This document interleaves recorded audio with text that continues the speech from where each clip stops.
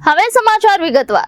બાંગ્લાદેશમાં હિન્દુઓ પર થઈ રહેલા અત્યાચારને લઈને સુરતમાં આંતરરાષ્ટ્રીય હિન્દુ પરિષદના એક દિવસીય ઉપવાસ આંદોલન। સુરતમાં આંતરરાષ્ટ્રીય હિન્દુ પરિષદના એક દિવસીય ઉપવાસ રાખવામાં આવ્યો છે। બાંગ્લાદેશમાં હિન્દુઓ પર થઈ રહેલા અત્યાચારને લઈને ઉપવાસ આંદોલન કરવામાં આવી રહ્યું છે। આમ બાંગ્લાદેશના હિન્દુઓને ટાર્ગેટ બનાવવામાં આવી રહ્યા છે તેવું આંતરરાષ્ટ્રીય હિન્દુ પરિષદે જણાવ્યું હતું। અનેક બહેન દીકરીઓ પર બળાત્કાર ગુજારવામાં આવ્યા છે અને બાંગ્લાદેશની સેના સાથે ભારતની સેના વડાપ્રધાને મોકલવી જોઈએ।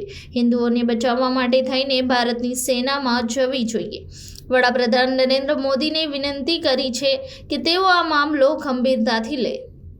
જનગણ આંતરરાષ્ટ્રીય હિન્દુ પરિષદ સુરત મહાનગર અધ્યક્ષ બાંગ્લાદેશની અંદર જે હિન્દુઓનો નરસંહાર થઈ રહ્યો છે, જે હજારો હિન્દુઓની કત્લેઆમ થઈ છે, હજારો બહેન દીકરીઓના બળાત્કાર થયા છે, બાળકો માતા પિતા વગરના થઈ ગયા છે, પોતાની માલ મિલકત છોડીને હિન્દુઓને ભાગવું પડ્યું છે, ત્યારે બાંગ્લાદેશના હિન્દુઓ માટે અમે એના સમર્થનમાં પૂરા ભારત દેશની અંદર પ્રવીણભાઈ તોગડિયાજીના સાનિધ્યમાં 10 કરોડ હિન્દુઓ આજે એક દિવસીય ઉપવાસ કરી રહ્યા છે। ત્યારે સુરત મહાનગરની અંદર આંતરરાષ્ટ્રીય હિન્દુ પરિષદના કાર્યકર્તાઓ દ્વારા હીરાબાગ ખાતે અમે એક દિવસીય ઉપવાસમાં બેઠા છીએ।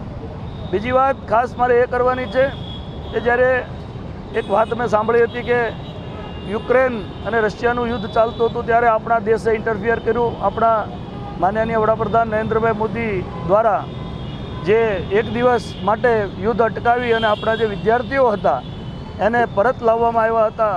એવી જ રીતે આપણા જે બાંગ્લાદેશમાં હિન્દુઓ છે એ પણ આપણું જ લોહી છે, આપણા જ હિન્દુ ભાઈઓ છે, બહેનો છે, બાળકો છે। એના માટે ત્યાંની જે ગવર્મેન્ટ, અત્યારે તો હાલ ગવર્મેન્ટ નથી પણ ત્યાંની આર્મી સાથે આપણી આર્મી ચર્ચા કરે, આપણા વડાપ્રધાન શ્રી ડોભાલ સાહેબ છે એ લોકો પણ ચર્ચા કરે અને કંઈક રસ્તો લાવી અને આપણા હિન્દુઓ ત્યાં ઓછી કત્લેઆમ જે થાય છે બંધ થાય, બળાત્કારો બંધ થાય અને હિન્દુઓને સુરક્ષા પૂરી પાડે એવી અમારી માંગણી છે। આજે બેસવાનું એક મુખ્ય બીજું પણ કારણ છે કે હિન્દુઓ માટેનો એક સંદેશ છે કે હિન્દુઓ સમૃદ્ધ થાય, હિન્દુ સુરક્ષિત થાય અને હિન્દુઓની એકતા વધે, સંગઠિત થાય, એ માટે અમે આજે એક દિવસીય ઉપવાસ કર્યો છે। Reporter Arvind Rathod, Janadesh news, Surat.